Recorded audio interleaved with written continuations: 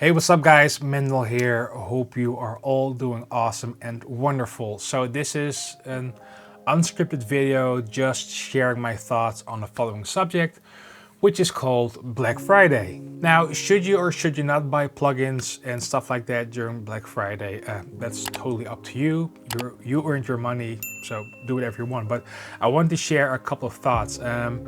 So I'm a big hypocrite saying this now because past years during Black Fridays, like every year, I would spend sums of money on new plugins and thinking that like, okay, if I'm gonna buy that plugin, that will make my mix sound great. Or you know what?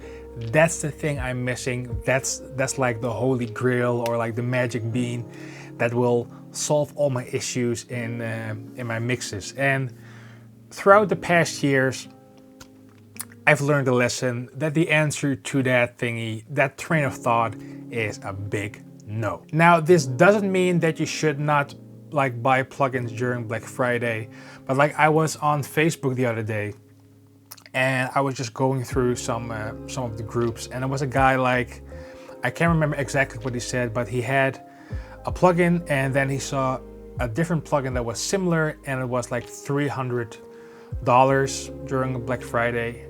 And he was like, okay, well, I already have this plugin, but do you guys think that I should get that plugin now? And I'm like, $300 for a plugin while you already have something similar?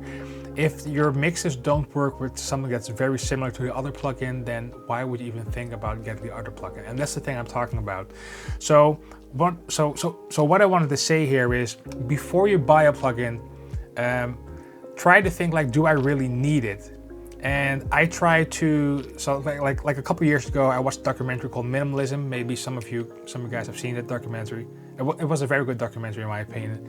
But I try to focus more through experiences. So this month, or these Black Fridays, or Cyber Mondays, or Cyber Deals,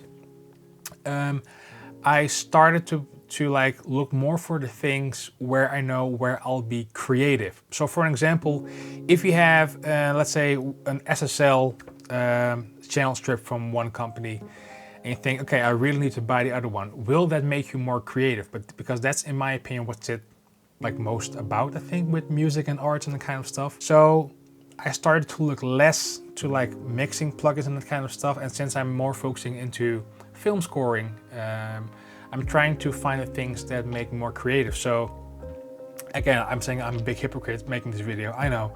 But so instead of buying plugins, like, I focus more on like sample libraries. Now, I do know that not all of you are into sample libraries or work with sample libraries and more around only mixing, but there were a couple of them, like the Native Instruments Noir piano theme, because I started to play more piano, because I'm more inspired to play piano, play Bach, and that kind of stuff. Maybe I'll make a video about my progress, about that kind of stuff. There was a thing called Thrill, which is really cool, which really inspires me to create something scary, demonic kind of stuff. That I don't know. Having all that said, there's one tip that I started doing, I think like 3 years ago, and it really helped me. So at the beginning of the year, in January, I would write down plugins that would be interesting to me. And for this year, that was, and I'm not, like, I don't have affiliate links or something for this company. I just really genuinely think it's a great plugin. It's called the Clariphonic. I demoed it earlier this year and I was blown away, but still didn't buy it. I was like, okay, you know what, I tried it, was quite impressed. Let's see if it sticks in my head. And then I did another demo for it because I emailed them, and they allowed me to do another demo, which is very kind of them.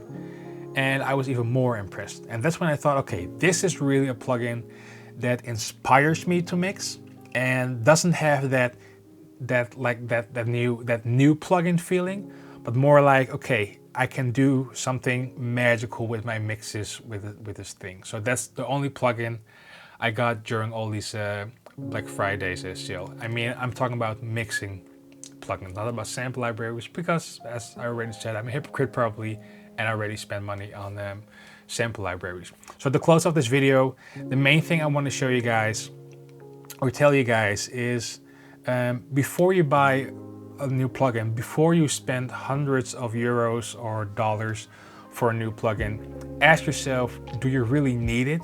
And don't you perhaps already have something in your toolbox that's very similar, and are you just like letting the marketing control your mind into buying the plugin? Now again, say for the 100th time, I'm a hypocrite. Like, I'm a big sucker for good marketing. It really works on me and make me want to buy stuff. But throughout the years, it has been lessened, and I'm more investing in doing, excuse me, I'm more invested, or I'm more thinking to invest in experiences. So for an example, this year I was really looking at that, what's it called again? The SSL bus compressor from Universal Audio.